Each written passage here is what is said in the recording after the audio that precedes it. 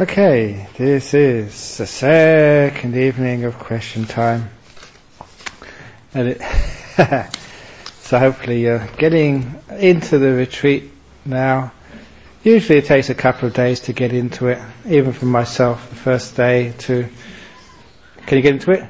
Okay, yeah. See, he doesn't... he doesn't like the flag. Go for it. That's why the flashlight, the spotlight is not all that good for him. But you can get into jhana with that thing on. Dear Ajahn, here we go. When I instructed my mind to watch the in-breath and the out-breath, after some time the mind seemed to focus on the space between the last breath and the beginning of the next breath. At this stage, do I have to give the mind new instructions to watch the space, or have I lost some degree of mindfulness by not paying attention to the in-breath and the out-breath? Okay, sometimes it's good to give very clear instructions, to the mind, and obviously there you forgot to mention the space between the breaths, because it's true, when the in-breath finishes, there is a gap between the end of the in-breath and the start of the out-breath. And there's a gap between the end of the out-breath and the beginning of the in-breath. And when you actually do breath meditation, if you don't know how to watch like space or nothingness, very often actually thoughts can come there. It's as if you've got nothing to occupy your mind, and so thoughts find the crack in your awareness and come and disturb you. So it's good to instruct the mindfulness a little bit more precisely. When you're sort of just watching the breath at the stage of just watching the in-breath and out-breath, that's all you need to do. But when it's a full awareness of the breath, you have to instruct your mindfulness to watch from the very beginning of an in-breath to the end of the in-breath, to watch the spaces in between, and watch the beginning of the out-breath to the end of the out-breath and the space in between that. And what that means, it's called the full awareness of the breath. It's full because you see the whole of just one cycle of breath, from the beginning to the end, and even the gaps and spaces. And once you can learn how to actually to see that space between the breaths, the nothingness, then you become very skilled in mindfulness to be able to watch subtle things. Because what you're watching there is not so a breath, you're watching an absence of something, a space. It's only a second or two before the next breath happens. But when you can learn how just to watch spaces and emptiness and absence of things, then your mind is very, very subtle, and it can get even deeper in meditation, because when nothing's happening, that's the most peaceful place of all.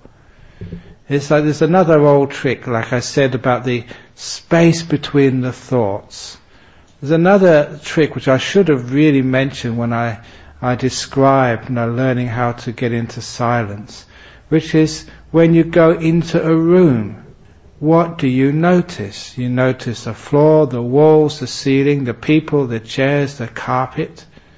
You notice the things in a room. But all you need to do is just to change your perception slightly, and instead of looking at the things in a room, look at the space between the things, the space which surrounds everybody. You look at the emptiness in this room, and of course you can just look above you and around you. There's more space in this room than there are people, but we never notice the space. We think of people all the time. Things, chairs, carpets, ceilings, fans. And it just needs a slight change of perception, and then we can learn to see the spaces which surround people rather than the people within the space. And where I first heard that was from an actor who said that is one of the acting techniques which people learn, because when they go on the stage they have to be able to stand or sit in relation to the other actors and props on the stage. And they can achieve this wonderful little method of spatial relationship by paying a special attention to what surrounds people. Not the people, but what surrounds the spaces, because in that space is where you have the relationship. And so this is what we call like spacey meditation. You get spaced out because you get into the nice empty places between the breaths, between the people, between the thoughts. So we get this spacing out meditation. You see the emptiness which surrounds things. So all you need to do, whoever asks that question, obviously you're getting quite refined, you're beginning to watch the breath, tell the mind, when you get to that stage, just before the stage of the full awareness of the breath, I will see the whole breath from beginning to end, which includes the in-breath, the out-breath, and the spaces in between. And of course, to make it interesting for yourself at the beginning, you can play little games. And the most common game is to find out which is the longest. The space between the in-breath and the out-breath, or the space between the out-breath and the in-breath. Have you found that out, discovered which is the longest yet? Space between the out-breath and the in-breath, or the in-breath and the out-breath. So when you make it a game like that, it gets interesting. So next time you meditate, I must remember to find out which is the longest. And you get to understand what the feelings are. And the other game I used to play is like the feeling of, say, of an in-breath. Is it all the same from the very beginning of an in-breath to the end of an in-breath? Or does it just rise and get its peak and then fall down to go to nothing? How does it actually work? And my in-breath, it may not be the same as your in-breath. It goes up and reaches its peak and it quite quickly fades away. And is your out-breath the same? My out-breath is different than the in-breath. So you find out for you the sensations, the feelings, when do they reach their peak and how do they just fade away again? And when you ask questions like that, what you're doing, you're getting an interest in the breath. And that interest gives you more mindfulness. When you get more mindfulness, you see more, you find more of those feelings there, and the mind engages. When it engages with the breath, it stays there, and you get to this full awareness of the breath.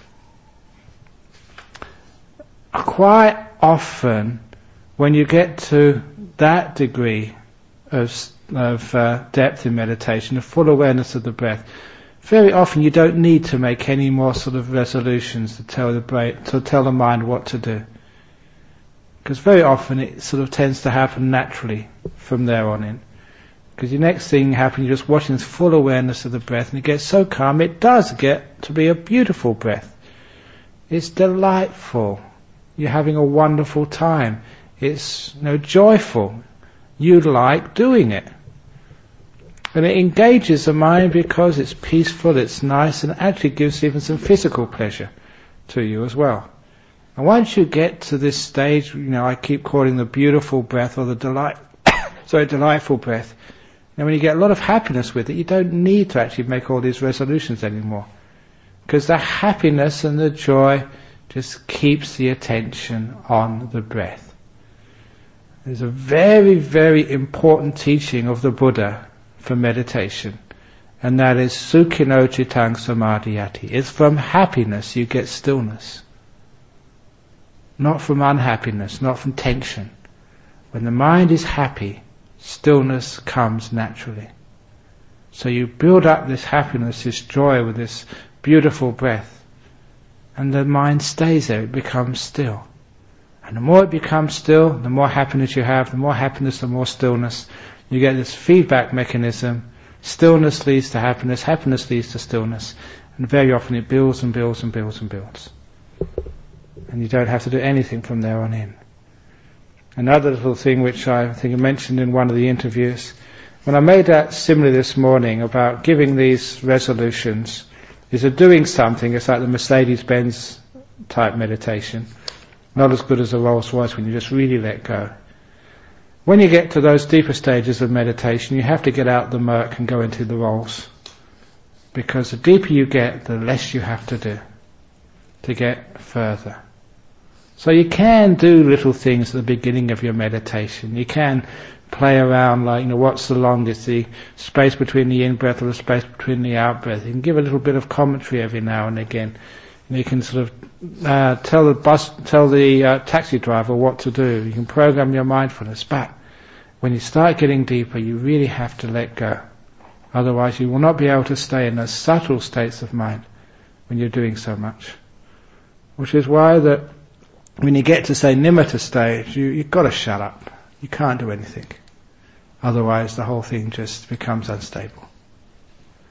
So that sometimes I say the earlier you learn how to let go, the better. But certainly when you get to the beautiful breath stage, just shut up and just allow the whole process to happen. That's the best way. Have there any comments on that? Or any questions? Yes, we have a comment and a question. Yes. When I'm trying to watch it and slow it down, I slow my breath down. Yes. I control it, so I start to control it. Yeah, okay, when you're breathing and you slow your breath down, you start to control it. Yeah. It's not natural. I'm actually... Okay, and it's not natural. Yeah. You find usually what happens that you can't go very far with that type of, fast tracking the peaceful breath. It's much better, more effective, just to wait, be patient, and allow the breath to calm down by itself. Because if you calm it down, you can do that, but because you're controlling, it's very unstable, and after a while, it will just you'll lose it. So be patient and just wait for the breath to calm down. And when it does it by itself, it's almost a different feeling type of breath. And it becomes very natural, very soft, very peaceful, and so easy to watch. You don't need to force the attention. So, teaching meditation and practicing meditation for many years, I really prefer that if you really get a bit tired, a bit restless, put a bit of energy, do a bit of programming at the beginning. But as soon as you can let go and allow things to go naturally, the better. Because also telling someone that because Ajahn was here, he was telling me about some of the monks in Thailand, and so one of the monks who's really impressive now is this Ajahn Tongdeng. And I asked him, what did he teach? He said he teaches contentment meditation. And I said, wow, sadhu, sadhu, sadhu. It's just what I do, what I teach. Being content with where you are. Because contentment upon contentment upon contentment upon contentment is what strengthens the mind. You're just content, as we charted a few minutes ago. Be contented and easily satisfied, not demanding in nature. That's from the Metta Sutta. So you're contented. And sometimes we think, well, if we're content, I'm not going to get anywhere. Precisely. You've got to be where you are. It's discontent causes restlessness. Contentment causes peace. But you've got to be contented long enough to allow it to work. When you're really contented, you don't want to go anywhere. You're still. And easily satisfied, it means the same. Not demanding in nature. So you don't demand. I've got to get to jhana. I've got to get peaceful. I've got to get enlightened. I've got to get, I need. So don't go demanding. Just be so kind and gentle. That's by far the best way. So contentment is the way to stillness. Are you content? Or do you still want something? So that's the answer to your question? Okay, here we go. The next. Is it possible to have a completely blank mind? If so, for how long? A completely blank mind. What does that really mean? Because if it's really blank mind and you're aware of that blank mind, my goodness, you're going to go into some very, very, very, very deep states of meditation. But you see, what you mean by a blank mind, the awareness is not working. That's what people usually mean. Because a blank mind, are you talking about what you're aware of? Or you think about the thing which is being aware, is that blanking out? And as long as the thing which is being aware, that is still strong and powerful. Your awareness, your mindfulness, your attentiveness It's still very bright. And if you see something which is blank, not moving, nothing going on, you're going to go very deep. But I think what most people mean is a blank mind where the mindfulness is shut down and you're not aware of anything. You're almost like unconscious, half asleep. And that can happen.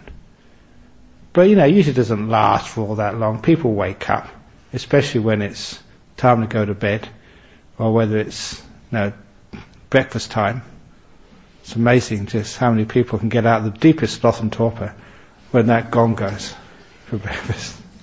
But what we mean by that is that sometimes in the beginning of a retreat, because the brain has been overworked, hasn't got much energy, you will get what we call sloth and torpor, where the mindfulness gets really weak and sometimes the mindfulness just turns off. So you're basically just half asleep. You don't really know what's going on. Sort of, minutes can go by and you're not there. But don't worry about that, because as you develop the meditation more and more during the week, the energies of the mind will sort of start to get strong, and your mindfulness will become more powerful, so you just will not fall into that dull, sleepy state anymore. You'll be alert and aware. I know that sometimes that people got confused and they thought that blank state was even jhana. They thought, wow, nothing was happening. I was so still, that must be fourth jhana, or the state of cessation. And of course it's not at all. And the reason you can tell the difference, very, very clear, that after you come out of a real deep meditation of stillness, you got so much energy. You're just so bright and happy. And if you come out of the blank states, you just you're sort of really dull and you're not all that sort of bright at all. So it's that what happens after the state, that's where you can really tell. So when people come and ask me, they said, I got so still and so peaceful. That's usually the question I ask, how did you feel afterwards? Well, sort of okay. You were asleep. Because if it was a deep state of meditation, it's so wonderful, so much energy, I felt so bright, everything was just so wonderful. Because that's the difference there. One is the mindfulness is very, very strong, and what you're seeing is very still, and nothing much happening there.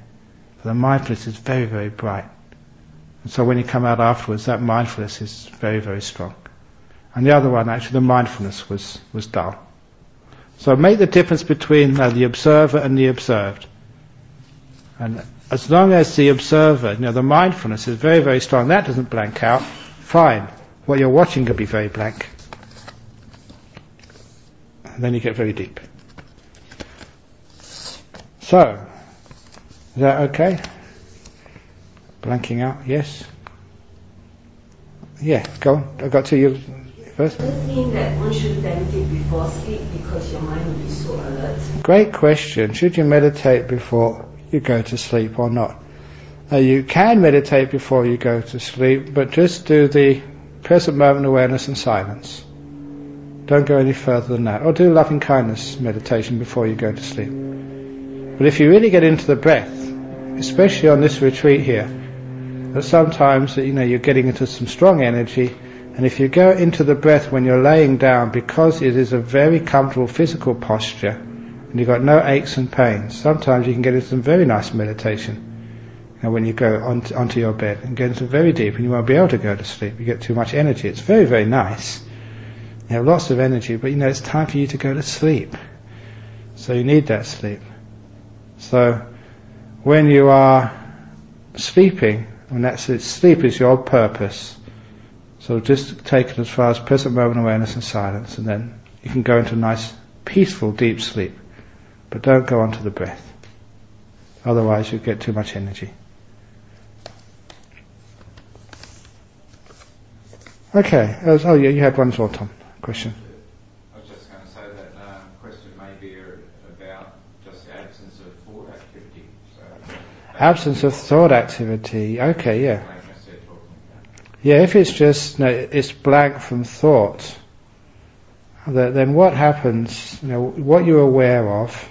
You've got the silent, you've got the present moment, and then the silent present moment.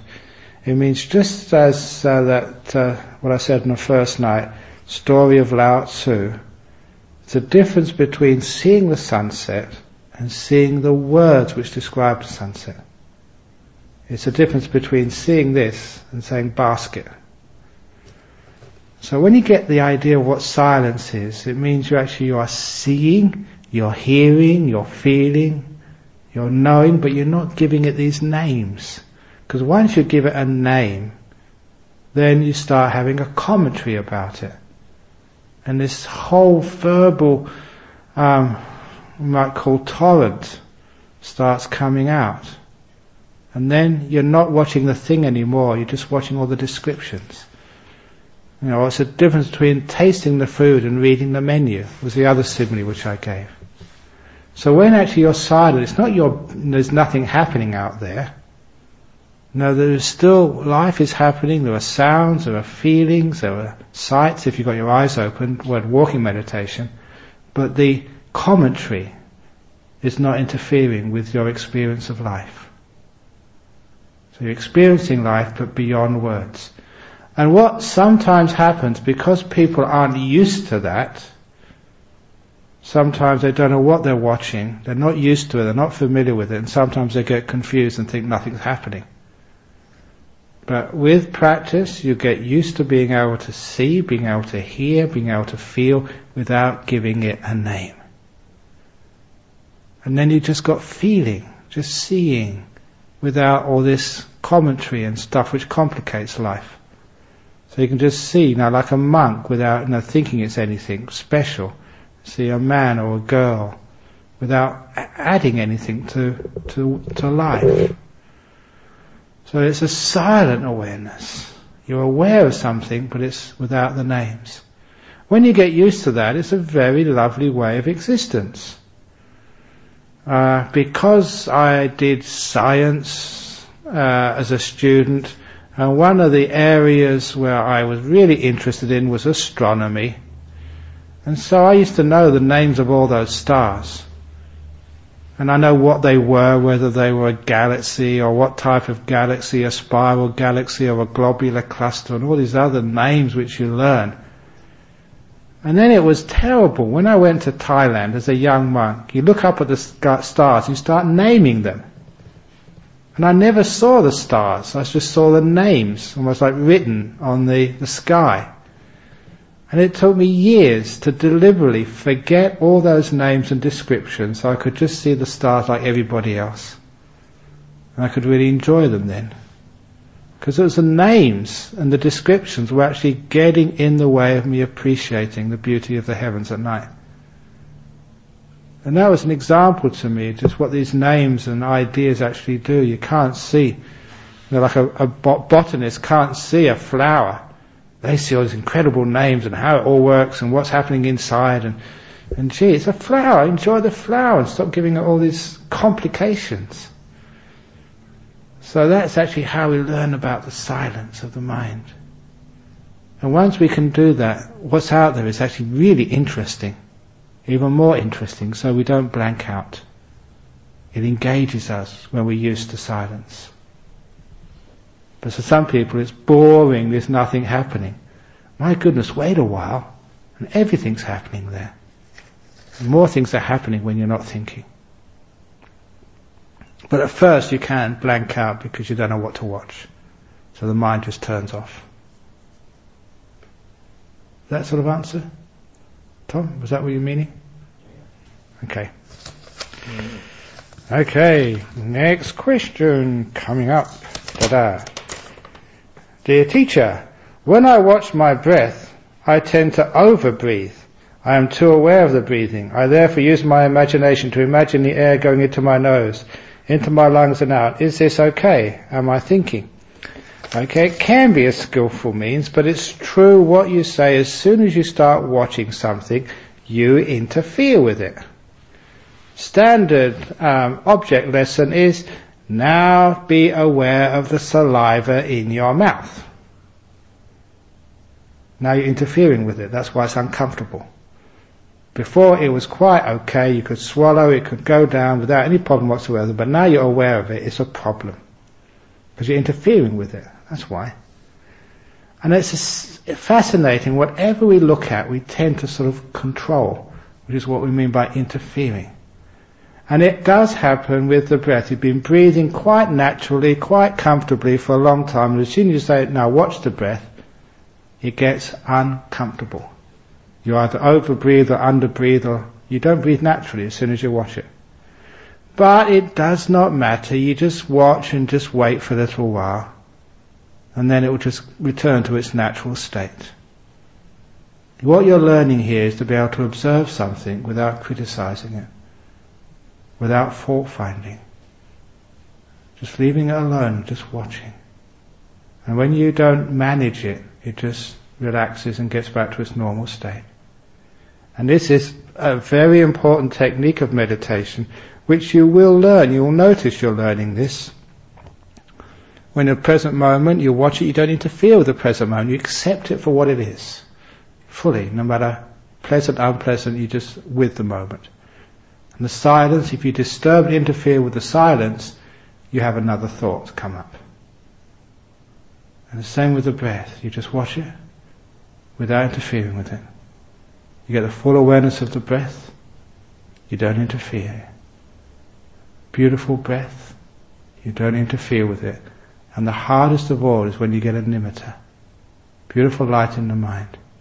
So common. As soon as it comes up, it's come up because you've been still, you've been peaceful, you've done everything right. And as soon as you've got the nimitta, you go and grab onto it, interfere with it. What should I do next? I've got nimitta. You interfere with the process. And that's why it gets very unstable. So you learn the trick of watching and just leaving it alone. Letting it go, letting it be. Here I call it leaving it alone. Not interfering. But sometimes saying not interfering gives letting go another sort of dimension. It shows you what letting go is. You just allow nature to be without interfering with it. And when you can do things like that, the meditation goes really, really easily. So it's true, you had an unnatural breath because you were watching, but just relax a bit. Don't need to do anything. Don't even interfere anymore to try and counterbalance the disturbance, because that just disturbs it even more. Just wait for a while, it just settle down, just like your saliva has now settled down. It's only a matter of time. And you learn how to watch something without interfering with it. It's a wonderful technique. Make sense? However, using your imagination is also a very positive thing to do in your meditation.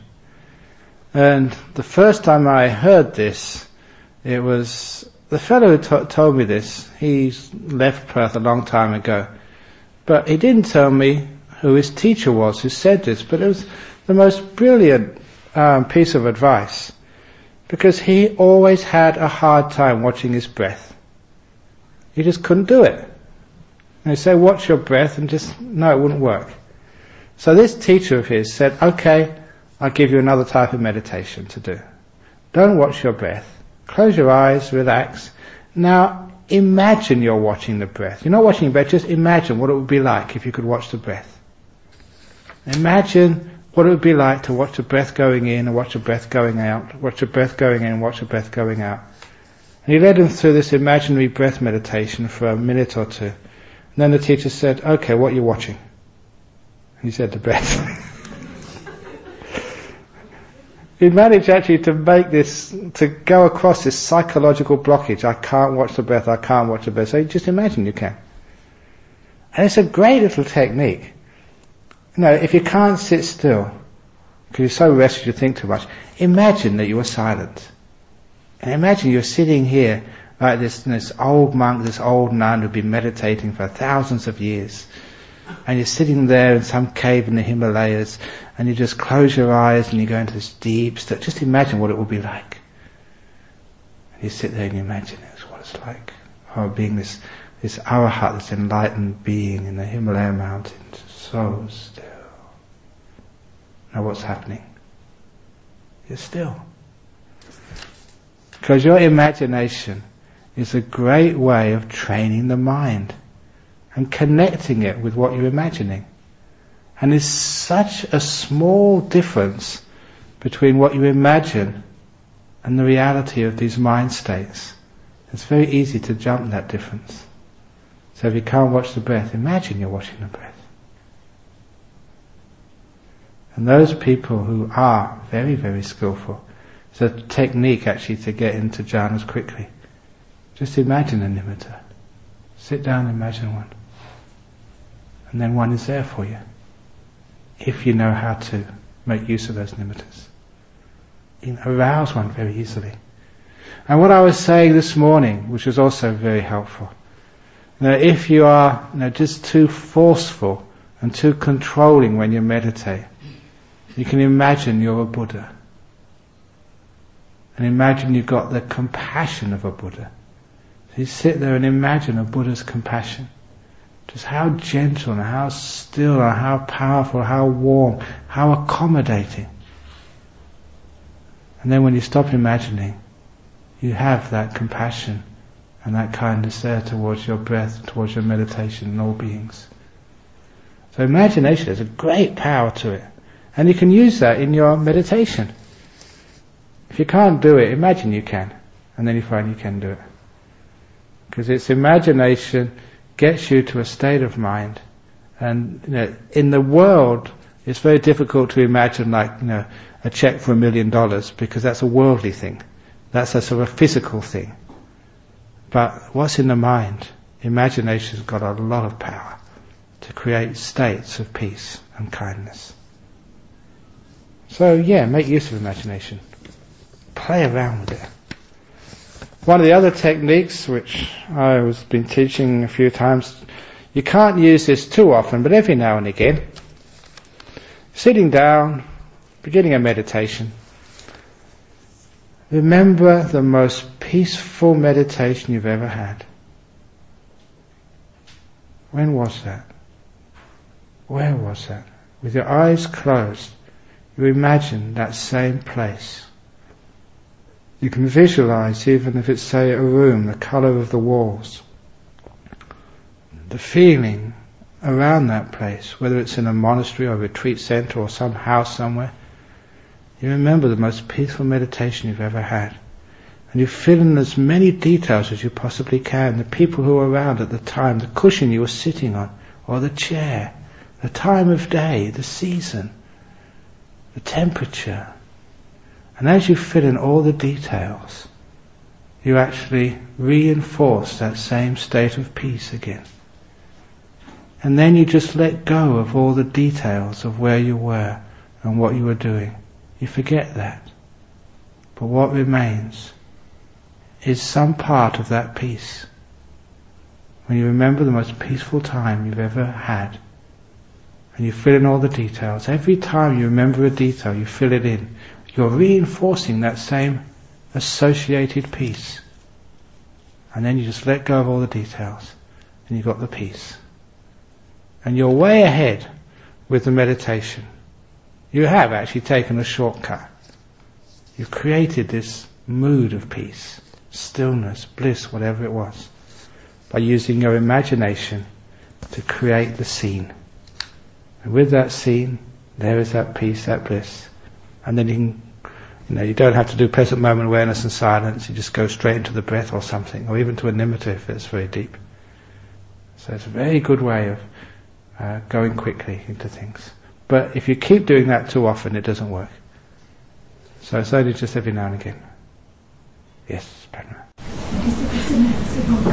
Aha. See, so you can't do it every time. When you're doing meditation, you have a few little tricks which you pull out of the bag every now and again. But if you use them too often, sort of, the mind sort of susses you out. And here we go again. Yeah, no, I'm not going to play. So every now and again it works, but don't overdo it. Does it bounce out? Like I'm really good at doing what you just said. Yeah. Go down deep states of meditation quickly. It bounces out. Bounces out. Sometimes it bounces out because you do it too often. And it gets you sort of a start, but you've got to sort of hold that peace, which is the tough one. But at least you get started. You get way further along the path of peace than you should be. But nevertheless, you can sort of accommodate yourself to where you are. At least you've got the peace out, and it's nice. So I can leave it alone. Enjoy. It's a great little thing to experiment with. And it's good using imagination, which is great.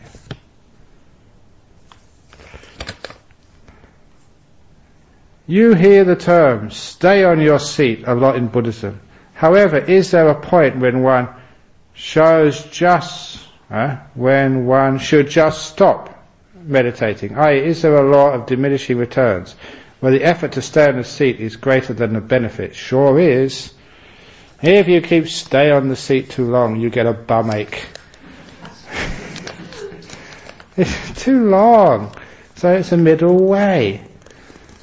And you cannot beat Ajahn Chah's favourite saying, if it really did depend on how long you stayed on your seat, how long you sat still, then all the chickens in Thailand will be arahats by now, because they sit still longer than ever any human being. So we call staying on the seat, according to Ajahn Chah, chicken meditation. You're just roosting. I don't know what you're hatching underneath there.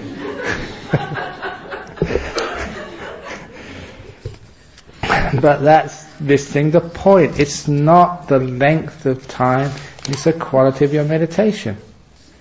And it's true, you shouldn't just sit on the seat. And the jokes aside, what happens if you push and sit on the seat too long? The mind rebels. It doesn't like meditation. Because it doesn't like meditation, next time you go on the seat, you'll go with ill will. Sometimes you can't see it, but I don't want to watch the breath. I don't want to do this, but I've got to do this. I paid money, or I'm a monk, I'm supposed to do this, but I hate it. I really just don't want to do that. It means you just go off into fantasies, or you go off, into sleep, you go off into sloth and torpor because you want to escape this terrible feeling of, not wanting to be here. And that never works. It's the happiness creates a deep meditation, not the ill will. So if you're not enjoying it, get up and do something else. Eventually, by this method, you do actually learn how to sit for longer periods. And you do see even here already people sitting for long periods. And you know why they're doing it? They're no effort at all. They're not trying to beat their record of how long they can sit meditation. It's natural they're sitting because they enjoy it. That's the only way. And when you really enjoy sitting, you're having a great time, no much point in moving. So you keep on sitting and having a wonderful time. Half an hour, 2 hours, 3 hours. You don't care about the time, you're just having fun. And that's the way to actually stay on the seat. Not because you force yourself to, because you just love to. And that's the real meditation, which actually creates meditators who love meditating. And I think I mentioned at the first talk, there's these 4 words the Buddha said about a meditator. They leap onto the object, because they had such a nice time there. They love meditation. They leap onto their meditation seat. You can't get up early enough to get back onto your seat. Yeah, great. And it brings you joy and happiness. Because you leap onto it, it brings you joy, you settle down into it. And you get this wonderful feeling of release and freedom. That's what meditation should be. If it's not like that, you get into ill will and negativity. You can force your mind for so long, then after a while you just don't want to meditate. You never come on a retreat again, because you're afraid. Sorry? What do you do at that point when you get the ill will like that? Okay, so I don't really want meditation. Go and play. Okay, so play, but you eventually want to come back. Yeah, but once you've had a play, just say you've had too much and you force yourself too much. So you ask your mind, okay mind, what do you want to do? What do you want to do? Not what I want to do, what do you want to do? Do you want a cup of coffee? Okay, have a cup of coffee. How many sugars? Have an extra one for me. Do you want us to go for a walk outside? Just, have a sit under a tree? Go for it. So you ask your mind what it wants. So you work with your mind, you don't work against your mind.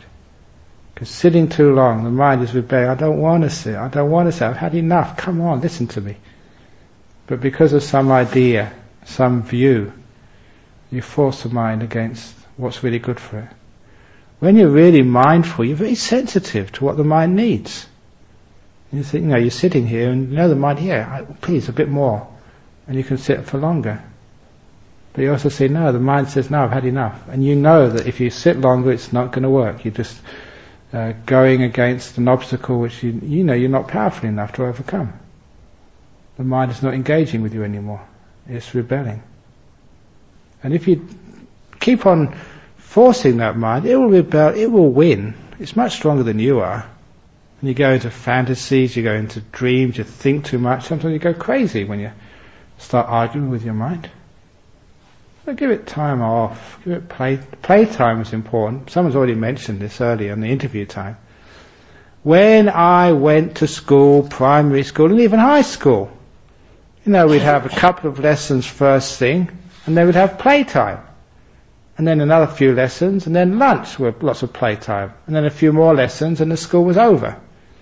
Because any educator knows, if you educate kids, 9 o'clock in the morning to 4 in the afternoon, straight through, the brain will just rebel. It won't be able to learn anything. There's only so much you can do, and then you give it some relaxation. Playtime. And that's why we have, tea and coffee or Milos in the morning, fruit juice or whatever. We've got this great garden out there. You can just go and walk backwards and forwards, or just sit under a tree and just watch the birds. Playtime. Yes. Bhante, didn't Ajahn Brahm say, when you feel like meditate, when you don't feel like meditate, still meditate? Okay. Sometimes people say that when you don't want to meditate, meditate when you basically just don't go against your feelings. Yes, that's actually for the lazy people.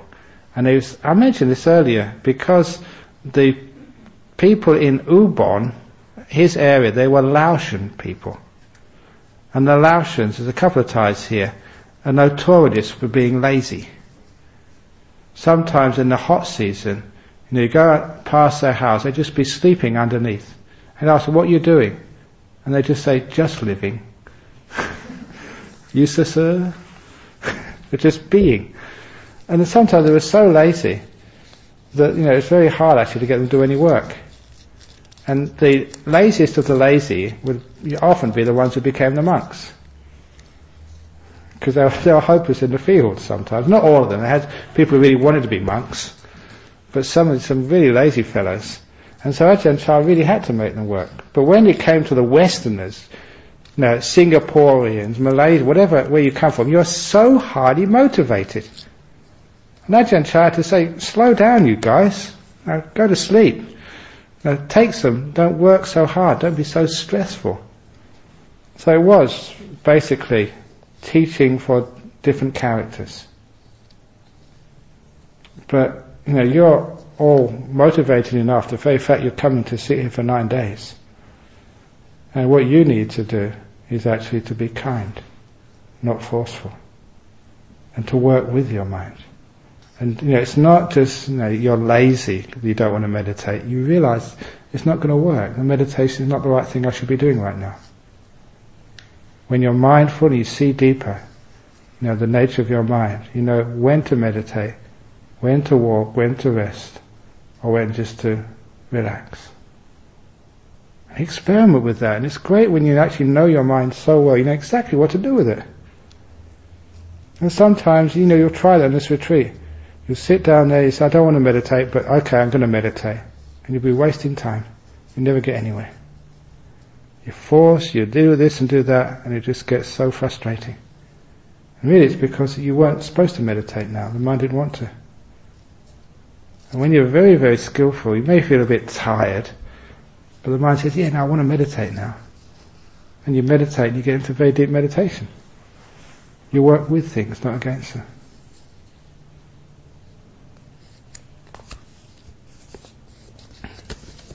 I just told someone earlier about the nature of the Laotians. To understand, their character, there's this story which a fellow monk told me, because he was in Laos during the war, between the Pathet Lao, who were the communists, and the royalists. And he was actually staying in the second city of Luang Prabang, on the further up the Mekong River. And he was in a cafe, having his lunch, because these little restaurants, they serve really delicious food. But now one of these this was about 35 years ago or something, during the time of the Vietnam War, the communists fighting the royalists in Laos. And so it was one of these bamboo and thatch jobs, very, very basic, but very nice, delicious food. So he's having his lunch there. And on another table were the government soldiers, the royalist troops. They were having their lunch, chatting to each other with their guns against the wall. He almost dived under the table when he saw the communist troops come into the restaurant, the Pathet Lao. Now this was a war, going on. But the communist soldiers, they just went to another table, put their guns against the wall and ordered their lunch. Because as far as the Laotians are concerned, lunch is more important than war. And if you've been to places like Ubon, you'll understand how true that is. And they're having lunch in the same restaurant, and they were fighting this war. Oops. Sorry. So that's actually the Lao character. They sound pretty content, but they should all be enlightened. No, I think they were too lazy to be enlightened, many of them. Too busy eating lunch. I don't know, they probably had some agreement. Okay, you go out first, and they would give you half an hour, and make sure, you go east and we go west.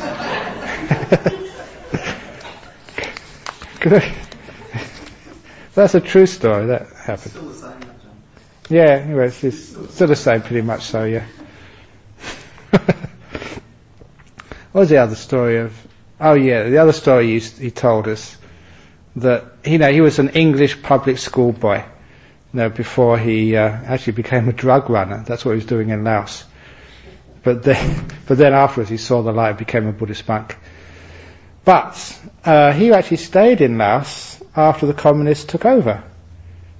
And because it was, the communist idea was that, nationality doesn't count. As long as you're a good person and you're part of the community, fine. So he stayed stayed in Luang Prabang after the communists took over. But then one day, he caught this kid stealing stuff in his house, a burglar. So, being a sort of English public school boy, he got hold of the kid and beat him on the bottom. Which, that's what they did in English public schools. But the kid went to the major who was in charge of Luang Prabang, or that area of Luang Prabang, and complained. And you're not supposed to do that in communism. So he was hauled up before the major. And he was terrified. What punishment, this communist head of this district would put on him. Because the communist major had full power. He could line him up on a wall and just shoot him. And the communist major just really berated him. You can't do such things. This is a new regime. We don't do this. And then his punishment. And he just braced himself for whatever was going to happen to him. And the major said, I know you're wealthy. You're going to have to pay for a party for the whole village for the next 3 days. Supply everything. And he said, okay, that's a good idea. I'll do that. I'll take that punishment. I'll take it on the chin. So you had to pay for a 3-day party, with alcohol and food and everything else. And that's actually the Laotian idea of punishment.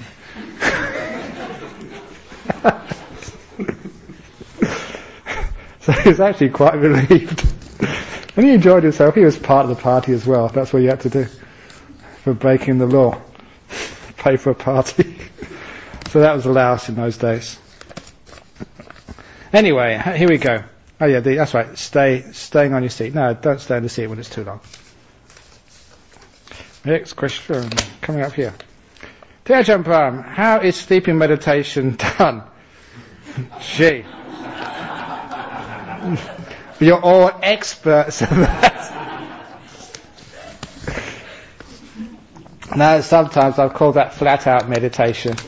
No, simply because that sometimes you need a rest. And the first couple of days, even tomorrow, if you feel like you need a break every now and again, indulge your desires to sleep for the first 2 or 3 days.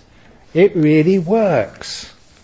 Because you get to the 3rd or 4th day and you're relaxed. And I haven't told this story yet, but I usually tell it.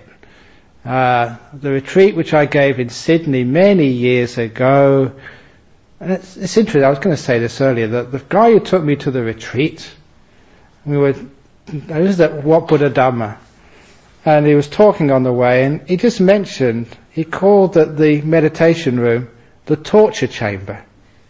This meditation retreat, he gave it a name, the torture chamber. I said, what are you calling it torture chamber for? Because, every time he sat down, he never really got peaceful meditation. He did this stay on your seat business.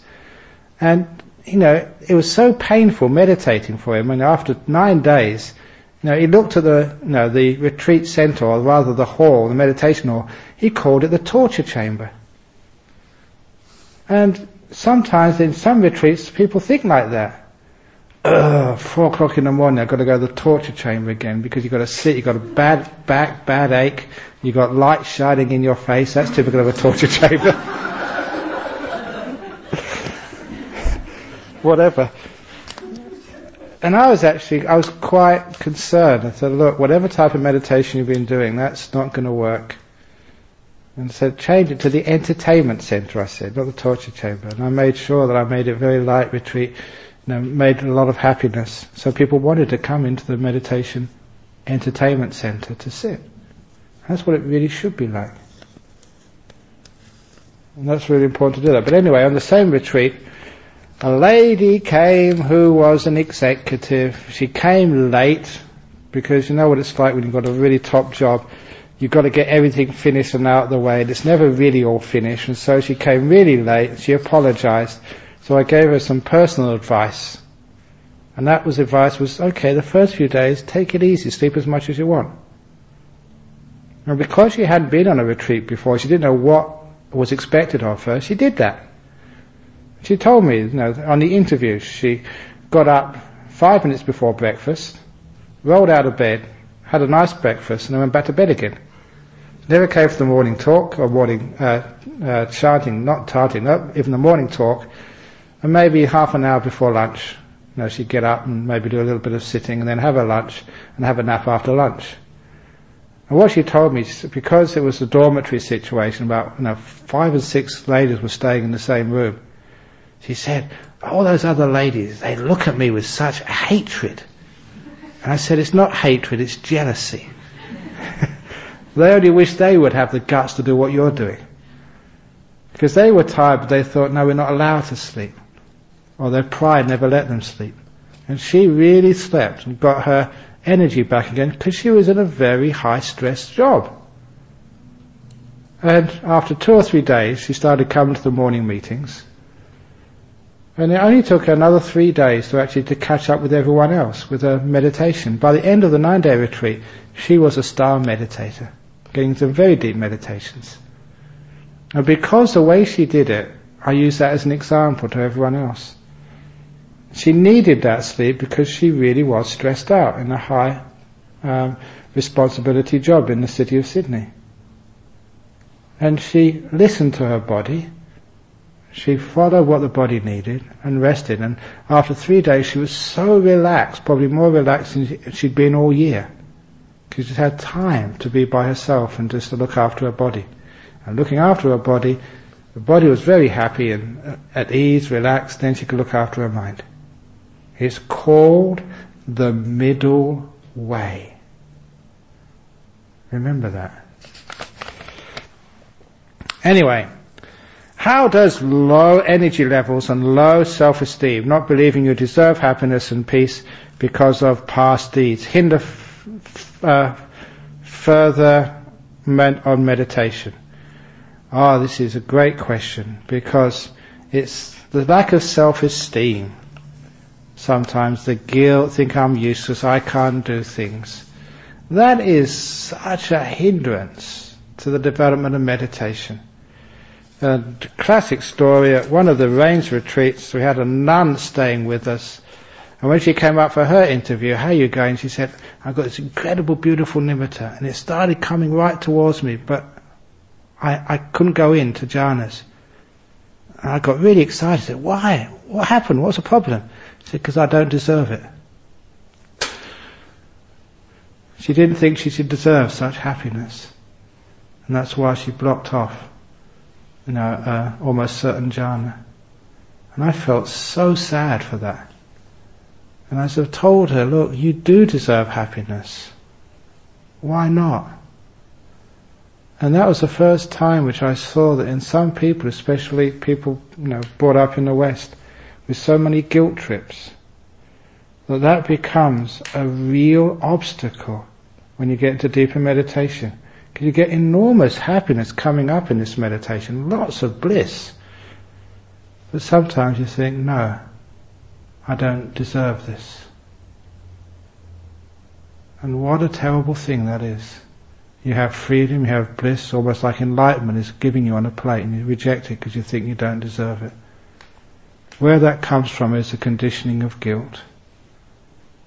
And that conditioning of guilt comes from this fault finding and criticism. Whenever we speak to each other, we're always finding fault, mostly in the world, picking out what we do wrong, what other people do wrong.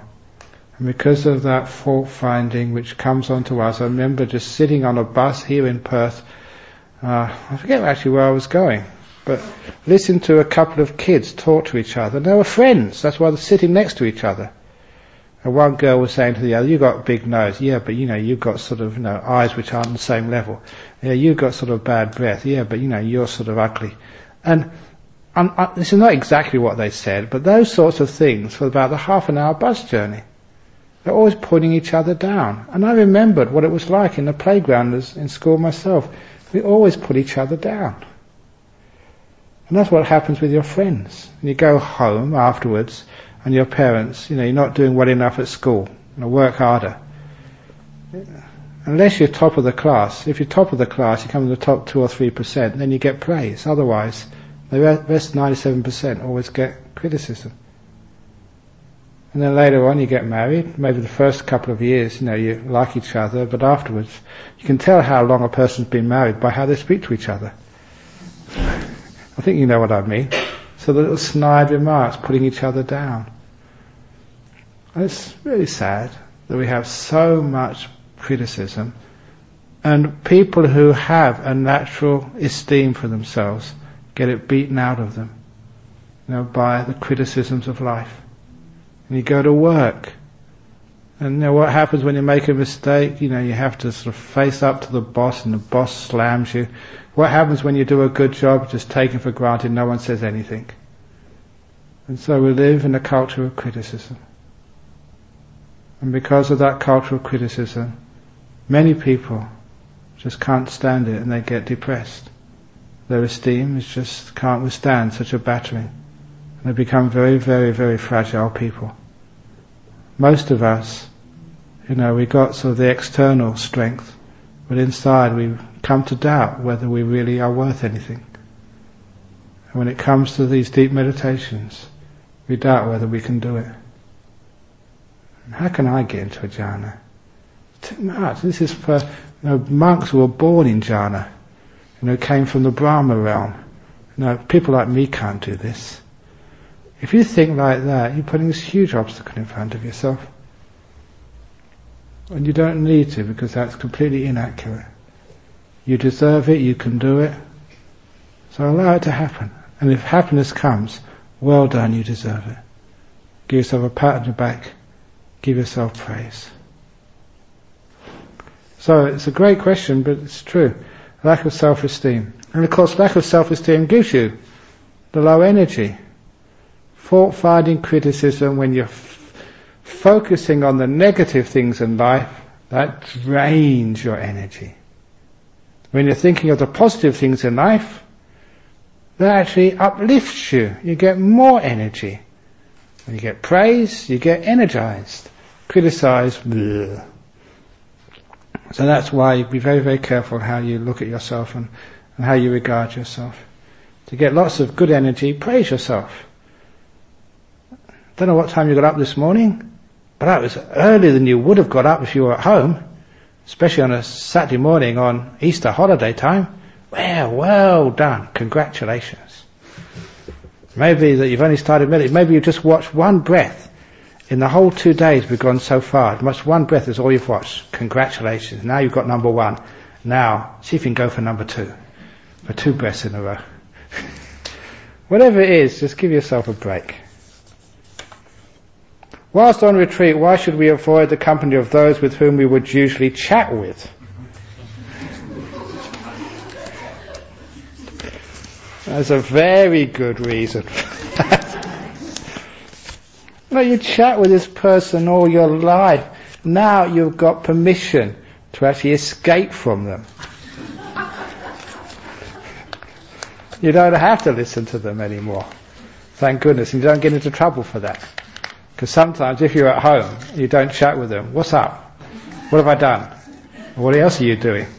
So here you're allowed to be silent. And what a wonderful thing that is.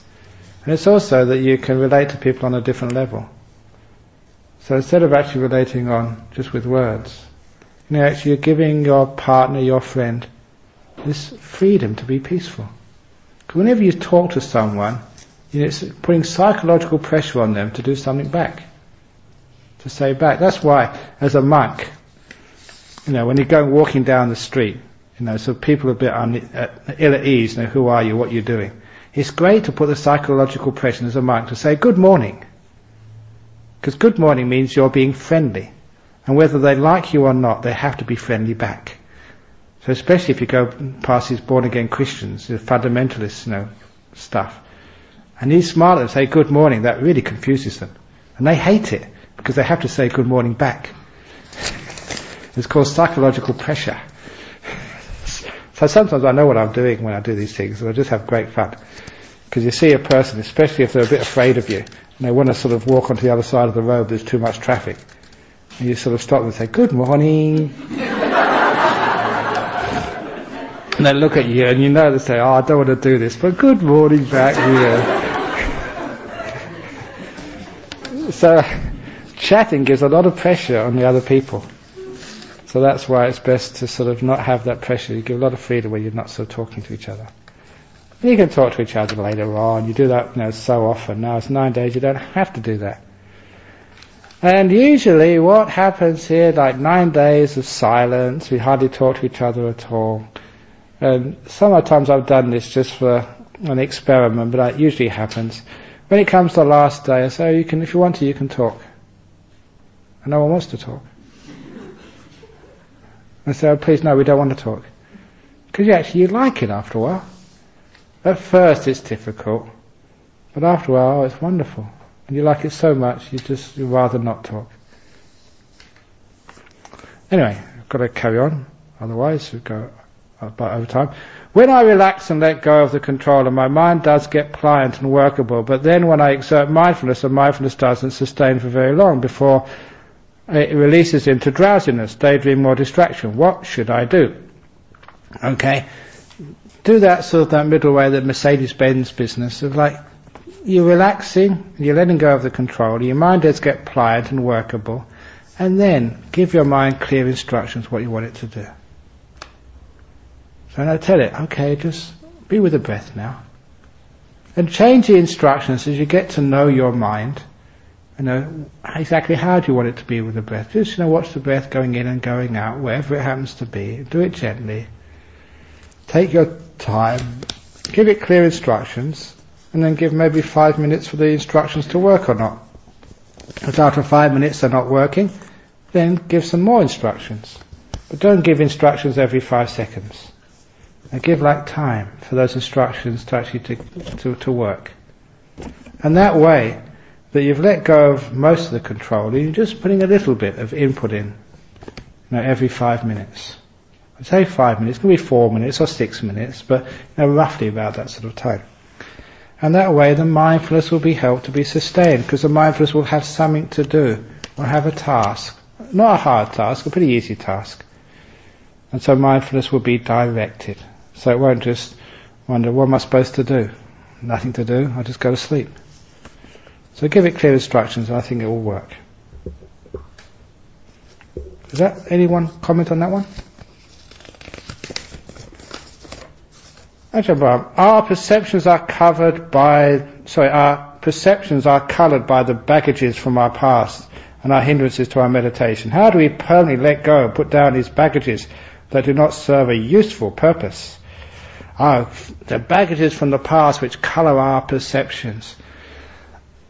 There's a stage in meditation when I say that your perception is finally freed from all your conditioning, all the baggages of the past. And some of those baggages are useful, some are not useful, but there's a stage when your perceptions are fully freed from all of your conditioning. That's what I call when perception gains its wings. That's just what I call it. What happens is you start to see things in weird and strange ways. You look at that brick wall and it starts to melt and fall apart. It's not supposed to do that, but that's what it looks like. You're not going mad or crazy, because your perception's been so conditioned, bricks are solid and walls have to stay like that. But when your perception gains its wings, you can do things like that. It's just the mind messing around. And you have great fun. First time that happened was in, again, Wat Nanachat, when I went past the washing line, and there on the line was a black towel, jet black all over. And I stopped because I'd never seen a black towel before. Even now I don't think you can buy a black towel in Myers or Coles. It might actually be anyone who wants to make a few bob. It might be a fashion item because it's never been done before, have a black towel. You can market it with the slogan, you don't have to wash it so often as a white one. But it's the first time I'd seen one. And I wondered, what is a monk doing with a black towel? It was like black like coal. And I was in the middle of the day, I remember, not middle, maybe about 2 o'clock in the afternoon, and I saw it there on the line, only about 10 meters away, and I stared at it and wondered, what the heck is a black towel? I'd never known a monk being a black towel to this morning, so what's it doing there? And I stared at it for about 3 minutes, and then it changed to white again. It always was white. But my meditation was getting very strong, and you could actually see it like it was black. What's the difference anyway? It's just what we add, it's what the mind does. And my mind was beginning to become free of all of the training and conditioning we had from the time we were young. And this is what happens. It's just the mind being free. You really are letting go of big baggage. And later on I saw that in the suttas. The Buddha said, when you get into deep meditation, you can look upon night as if it was daylight, and look upon day as if it was night. You can mess around with things. When that starts to happen, you don't think you're going crazy, because it's only a temporary thing. Enjoy and have fun. It's great to see walls just like chocolate melt in the sunshine and all just go. It's really good fun. So you're getting a bit of payoff in the meditation when you get the weird stuff. I love weird stuff. The weirder the better. Because I know it's nothing really happening, it's just messing around. Or like the time when I was meditating and I saw this ugly demon. This monster, like a devil, right in front of me. Had these huge big eyes like tennis balls, bulging out of its head. And it had sort of these fangs as teeth, and the fangs actually were dripping blood. And it had like these skulls around its neck. And I think it had spiky hair as well. And I recognized it straight away because, I used to go and meditate in these Tibetan temples. There's like one of the paintings on the wall there. This was a real one right in front of me. And it was only for a second I was scared. Because I had enough wisdom, I knew that this was like a creation of my mind. This is what perceptions are. Perceptions are influenced so much by your mind. That's why you can change a white towel to a black towel. It's easy to do. But because I knew it was a creation of my mind, and it was very frightening, I just instantaneously decided what to do. And what I did with this demon in front of me is exactly the same I used to do as a schoolboy. On these pictures, I doodled on it. So over its big bulging eyes I put a pair of Ray-Ban sunglasses. And then in its mouth I blacked out a couple of its fangs so it looked like it needed to go to see a dentist quick for some emergency dental work. And I also put a cigarette, hanging from the corner of its mouth. And then I put this straw hat on top of its head. I just had to imagine it and it was there. A straw hat with a flower coming out. And the last thing I did was its bottom of its mouth was going down. I turned it up so it was smiling. And this demon looked so ridiculous, like smiling with a fag in its mouth and a straw hat and Ray-Bans. It was ridiculous. And so I just laughed, and that demon went, never came back again. I completely humiliated it. And about a year ago, someone was staying in Serpentine Monastery. They were getting into some deep meditation, and in the tiles, it was the clay, the clay pavers outside the kitchen, and even the cork tiles inside the kitchen. They were seeing all these monsters coming up at them. And I told them that's what I did with the demon. I said, you do the same, put glasses on them. And they came the next day and said, that's amazing how wonderful it worked. I made these incredible, funny diagrams on these tiles. And when they sort of started laughing at them, they just disappeared. Because, it was a creation of the mind, and the worst thing was actually fear coming up. And instead of fear, they had laughter, they had fun. And there was no problem anymore, the problem was solved. So this is when perception can really actually start playing around. You have great fun. When you sort of look at somebody and you see them all sort of disintegrate. You see Kamantis, her flesh just peels off and just got her bones left, and then the bones just fall to the ground. That's actually sometimes what happens to people. And then you can actually get the bones back up again, and it's back to Kamanti, so she can go back home in one piece. It's just perception playing around, and that happens quite naturally in meditation, simply because your conditioning is being transcended. You can see things in different ways. And you really then understand what perception is and how it works. And how narrow we are the way we perceive things. So you get great fun when you do things like that. So that's actually how you let go a lot. And the other perceptions you have, that's a sort of a nice person, that's a person I hate. Those become very, very easy to overcome. Because when you get these other real, essential perceptions out of the way, you can start playing around with those. And what else do you perceive in the world? And then so you start to see just how much of perception is just what we add on to things. That's why, just to really stir people up, I quoted in my book, I think the Buddha talking to Ananda about sex. He said the pleasure of sex is a perversion of perception. Actually, it's not pleasurable at all. But you may object, say, yes, it is. What do monks know about these things? That's just quoting the Buddha. It's a very powerful thing he said. The reason it's pleasurable because you've been conditioned to think it's pleasurable. And the conditioning is so strong, it actually appears as pleasurable. But the Buddha said, it's just your perception, it's all cockeyed. It's wrong. And that was an incredibly powerful statement to make. That really stirs things up. That goes right to the heart of modern culture, to say you've got it wrong. And the point is, he's not saying it appears like it's pleasurable. Yeah, many people experience it as pleasurable, but he's saying it's not. Your perception has just made it that way. Essentially, it's not. That's very challenging. Most people disagree with me, think I'm crazy. Yeah, I know, but you get into deep meditation and maybe you change your ideas. Next question. Should dissatisfaction be meditated upon and reflected upon? How to resolve dissatisfaction? Thank you, Ajahn. Dissatisfaction can be meditated on from a distance. So don't try and meditate on when you've got this affection right in front of you. So, after you've had this affection and you're nice and peaceful and you're calm, then contemplate it. 'Cause you've got the power then to do it, and you've got the sort of the space between you and that object. So don't contemplate it when it's right in front of you. It's the same way you can't contemplate anger when you're angry. You just can't do it. You can do it afterwards, but when you're angry, again, your perceptions are all perverted.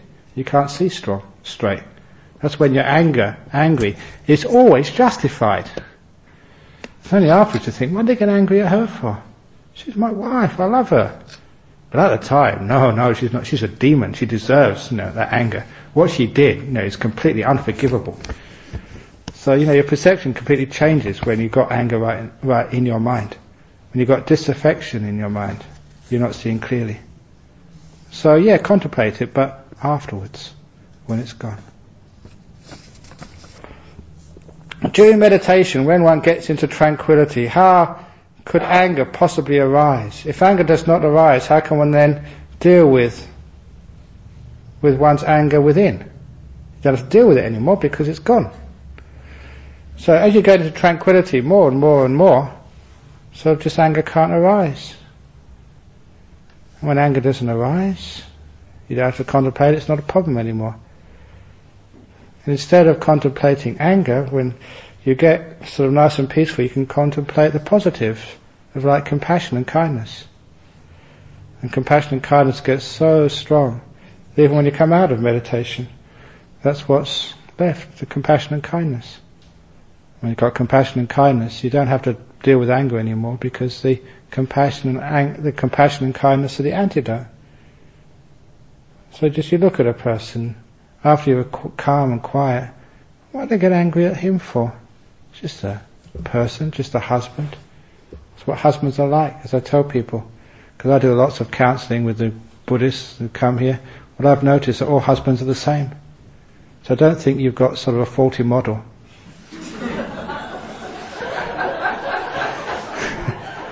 You can trade it in and get a new one. It's just exactly the same if you get another one. Same as wives, they're all the same. So you might as well stick with the one you've got. Because divorces are very expensive and just you lose a lot of money. So you might as well sort of cut your losses and just learn to live with the one you've already committed to.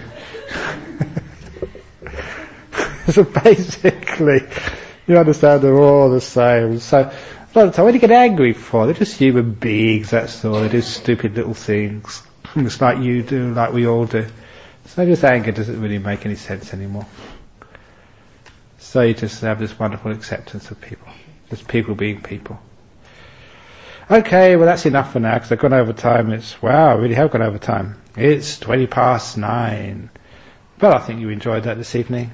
And again, the question time is just mostly entertainment, maybe 10% Dhamma and 90% entertainment, because you've been meditating hard all day. So I hope you enjoyed it. Those people who really want to get some more meditation, you can sort of sit for a bit longer, but don't just sit there because you think you should. If you feel like it, you want to, fine. If not, go and do the horizontal meditation. Flat out. Okay, see you in the morning. Good night.